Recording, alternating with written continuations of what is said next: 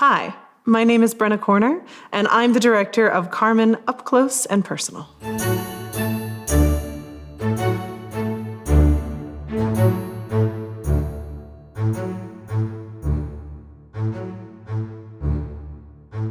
One of the things that I was really passionate about was trying to figure out a way to make the audience feel like they were closer, that they were part of the show. Hence the name, Up Close and Personal. Being really close to the singers in ways that we don't get to be at the back of the Queen Elizabeth Theatre. They'll also get to see and experience the sort of world from the perspective of the character, with cameras that are on stage, with close-ups of props, with cinematic shots that actually move with you, which all help tell the story in a cinematic way while staying true to the operatic nature of the piece. So this production will be different than a traditional Carmen in many ways. There are only 4 performers as opposed to the normal 13 leads that you would see in Carmen. There's no chorus, there's no children's chorus, there's no sort of spectacle that we associate with Carmen.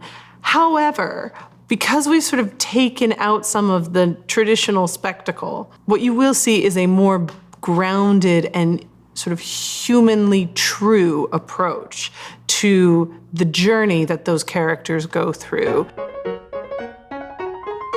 I think Carmen is a timeless story, and its relevance can be seen in the fact that we continually do Carmen.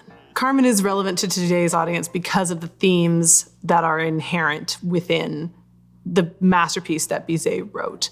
Themes of love, themes of abuse, themes of the psychology of being a human. And so I think that's what I'm really interested with this production to explore, is truly the psychology of the 4 main characters that we traditionally know in Carmen, and how they interact and how that psychology affects the actions that they do. There's something so truly human about the struggles that the characters all face, about the consequences of love, about the realities of, in many ways, mental illness and domestic abuse, and the cost of those, and the consequences that they have on the people around us.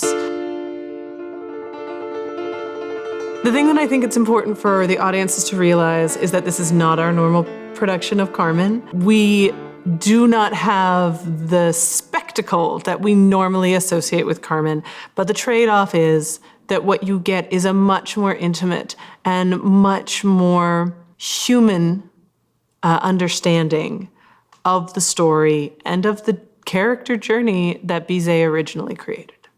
In the full production of Carmen, there is always that very, very famous aria in Act 3. It's called the card aria, where she reads her fortune and she finds out. This production is based in that idea of a tarot card reading. And we actually use the idea of the tarot cards to help connect the different scenes throughout the piece and to still create a narrative. And my hope is that by using the tarot cards and making the scenes that we see throughout the piece more of a vision that Carmen sees of her future rather than an actual representation of what is happening within her timeline, that we actually leave the audience with this idea of what is fate, and is our fate written in stone?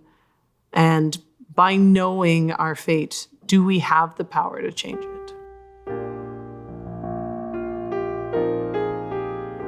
The inspirations for this production are sort of twofold. The idea of the tarot cards being a window into the future for Carmen, an opportunity to see what is coming, to see what her future holds, and perhaps a chance for her to change her own future. And the other sort of image that I keep talking about is this idea of sort of a French art film. So this production will not feel like a traditional theatrical production that has put to film. My hope is it will feel much more cinematic, and that French art film that sort of encourages you to have to put the pieces together in your own mind.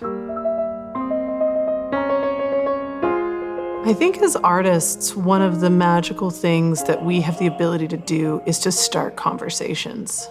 And one of the things that is important about any conversation like that, whether it be about domestic abuse or violence or about the sort of racial divides within our culture, you have to broach the subject. We have to talk about it. And it is our responsibility as artists and art makers to do that in a way that is respectful, and the realities that those people that may be in those circumstances face. So I think the thing about Carmen is traditionally it is surrounded by many sort of operatic tropes of, the sort of sexy bohemian who sort of leads a man astray. And while yes, I think that is all very true, or could be true, I also think that what Bizet wrote, the characters that he saw, are much more complex and much more human, and live in a world that is much more grounded in a world that we all know. And my hope is that through productions like this, we can actually encourage those discussions and hopefully maybe destigmatize the victims and, just encourage everybody to talk about it. One of the extraordinary things about working with young or emerging artists is their desire to play, their desire to discover the characters. They, may have done the role before or covered the role, but may not have actually performed it yet. So we really get to get into the nitty-gritty, the discussions about character, the conversations about how phrasing combined with word choice tells us about the character's emotional quality at that moment. That's the most exciting thing, and that's why I love opera, is because it is always that conversation between how the music and the text marry together.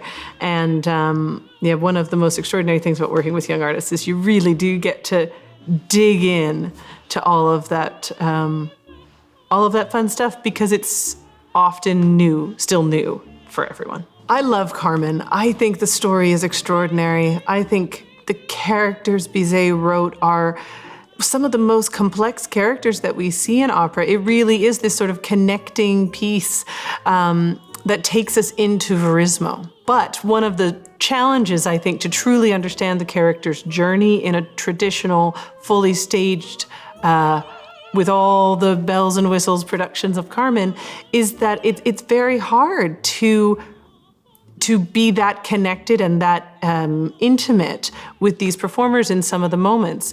And so what I'm really excited about with this is that we're going to be able to really go on that journey with the performers. We are going to be able to see the nuances of hurt, the levels of despair.